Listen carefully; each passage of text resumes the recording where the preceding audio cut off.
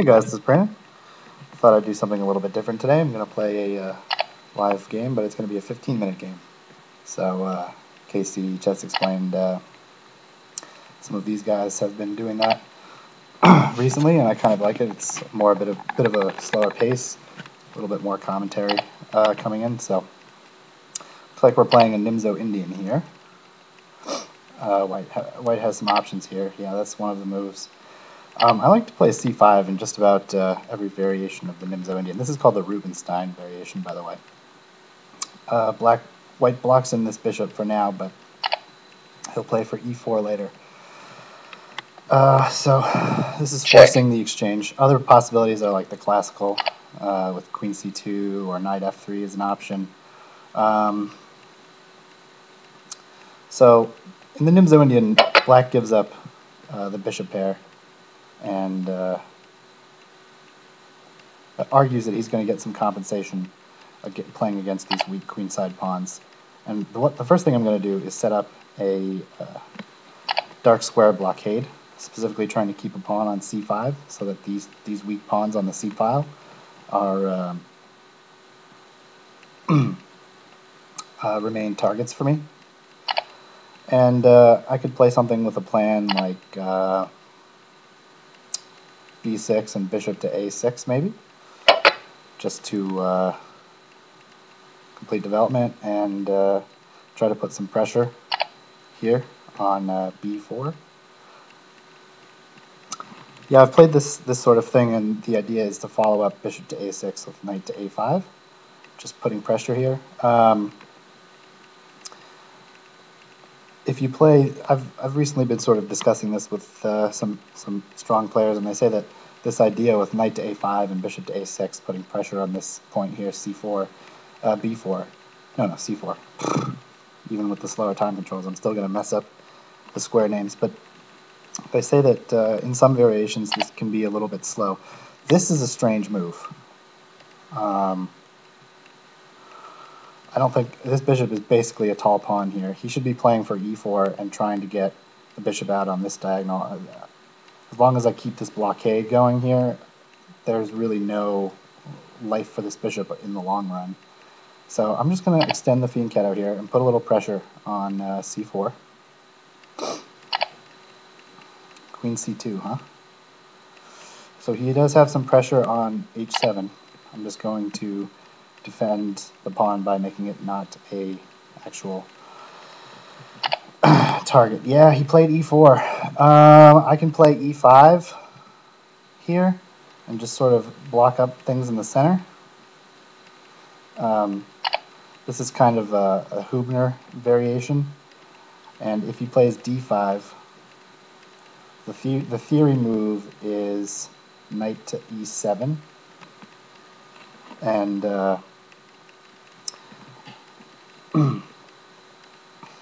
I'm not sure if I should run with that or not. He's attacking the knight and the bishop, so I'm going to have to do this.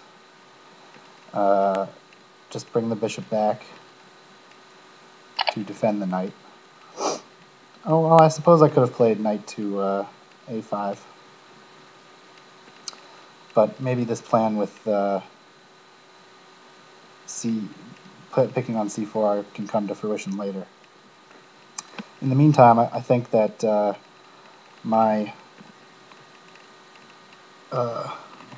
his pair of bishops is not helping him right now. I'm keeping the position blockaded. Both of his bishops at the moment are fighting against. They're both looking like tall pawns. Neither of them are doing much of anything. I'm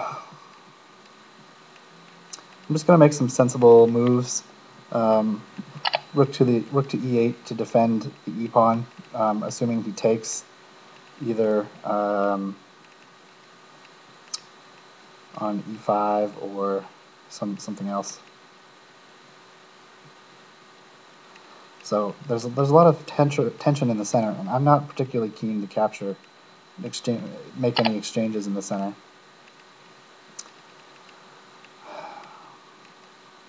Just gonna overprotect the e5 square.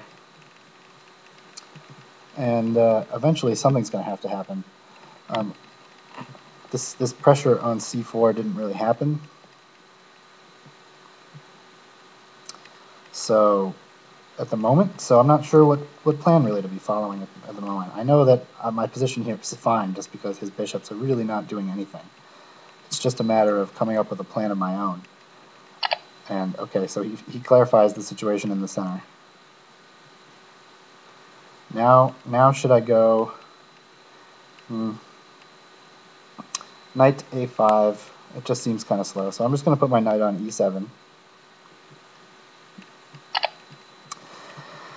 And maybe it can find some light on... oh, wow, he really went for a break in the center here. I could play knight to g6 here, f5, knight to f4. If I play knight g6, he may play f5, knight e4, g3, takes the bishop. That's just a free piece, so he can't do that. I'm just afraid of my knight running out of squares.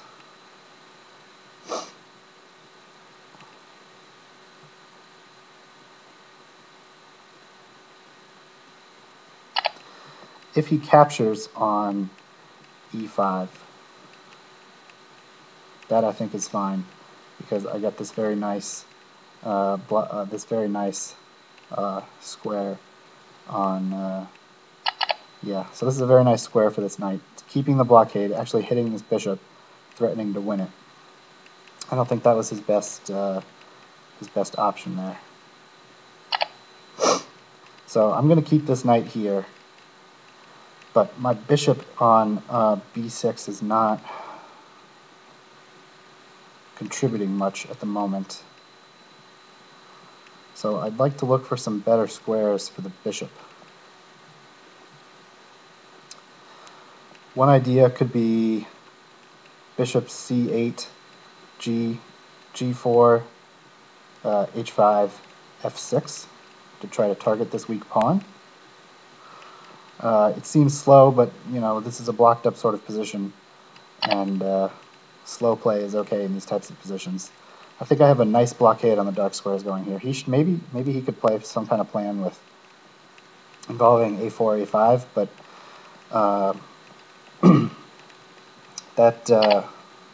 yeah, he's trying to reroute his bishop as well. He's realizing now that his bishop isn't doing much there.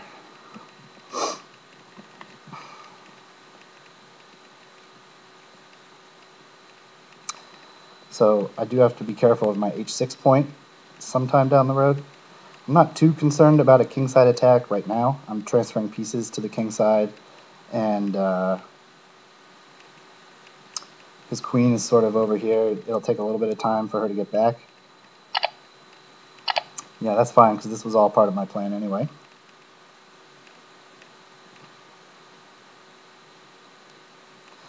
To stick the bishop on g6 and put pressure on this point e4, which is a backwards pawn. And I've already got the rook lined up against it. This knight on f6 is striking at it. It's defended 3 times right now, so, but you know, I'm just trying to tie his pieces down. And also this bishop can be a nice helper for me on the king side.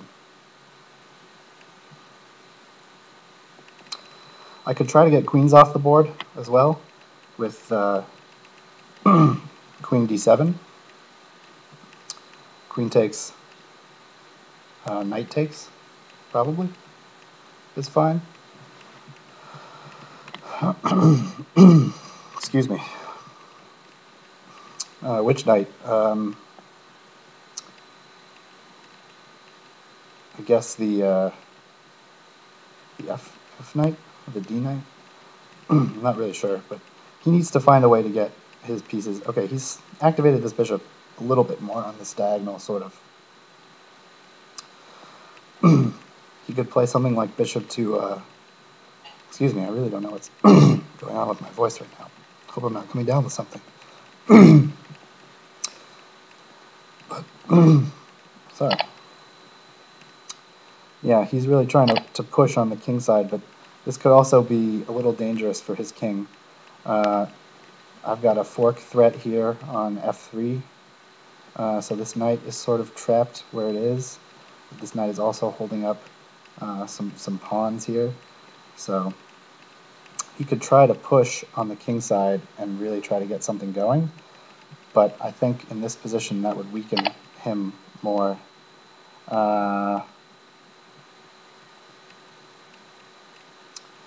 Okay, he wants to trade knights.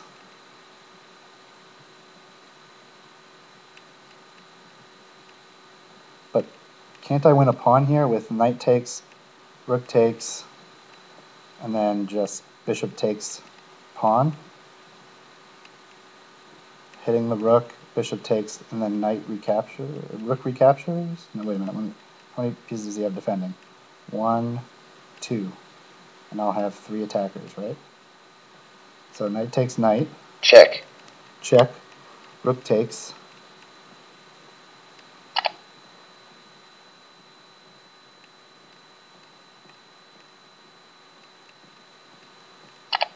Bishop takes pawn, yeah. So it looks like I've just won a pawn here. He probably has to exchange.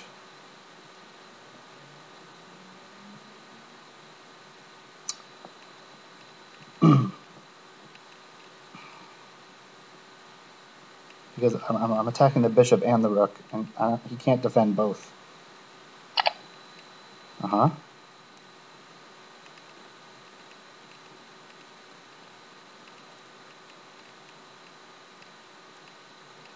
Hmm.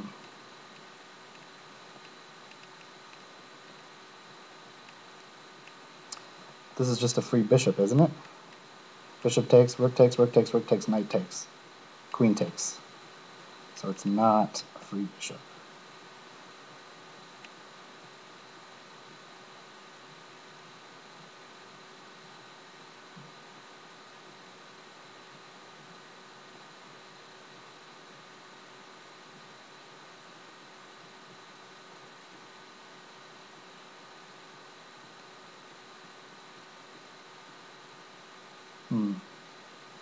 Did I miscalculate here?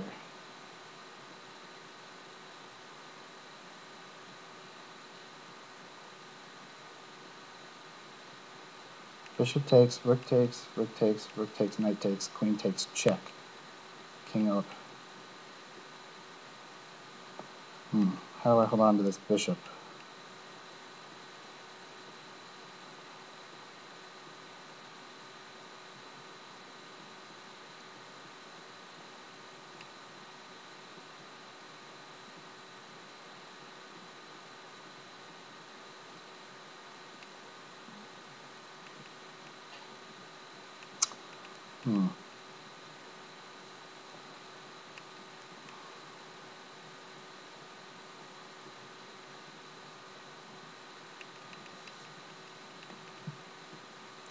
I guess I could play...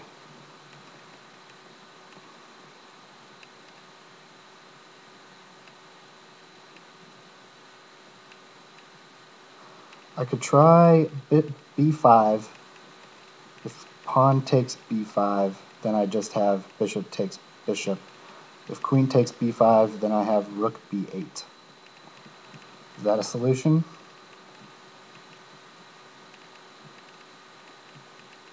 Well, I don't really think I have a choice here.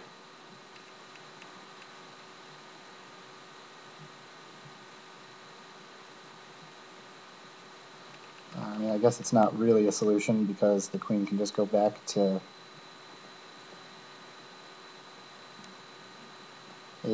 a4 afterwards.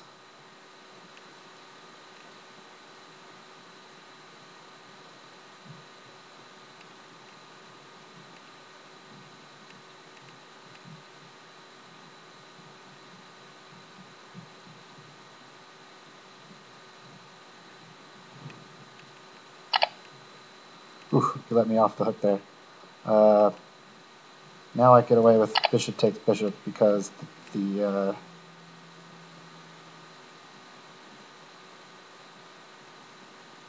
the queen has obstructed its view on e8. Although, what about...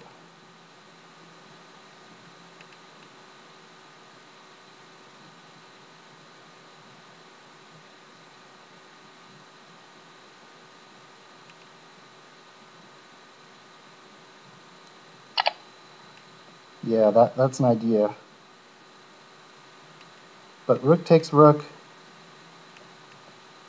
pawn takes queen, rook takes rook, check. And I think I should have some good... I have a lot of material for the queen. 2 rooks and 2 minor pieces for the queen. So that should be more than enough material for me to play against the queen.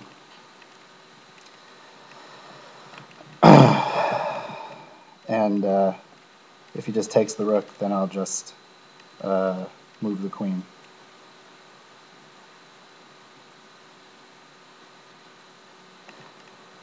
And with his open king, I mean, he's gonna have... I'm gonna have 2 rooks and... yeah, check. Check. So this is 2 rooks and 2 minor pieces against the queen, which is enough. Okay, this pawn is a little dangerous. I do have to watch out for that. But his king is exposed, and I should be able to come up with something, I think. I have this knight check here. Okay, maybe queen to a6 is a strong move. Yeah, also a strong move. So I have to blockade. Or do I have something else?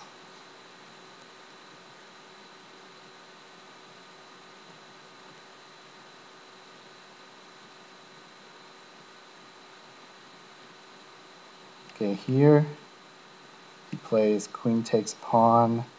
He can't play queen takes pawn because of the fork.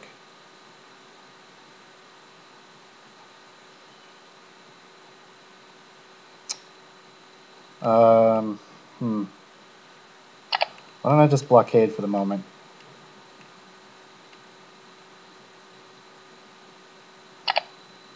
Yeah, this runs into check. Knight takes queen, so this game is now over. The knight fork. Yeah, this wasn't a really... I guess I couldn't win that pawn. I didn't calculate right, but I think he let me out. He let me escape a little bit. And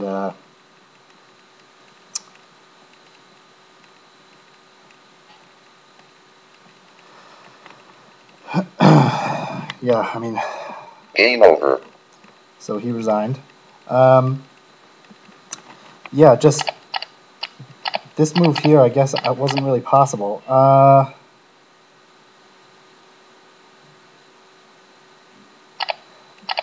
Yeah, b5, just queen takes b5, I think here, rook b1, but then just queen back.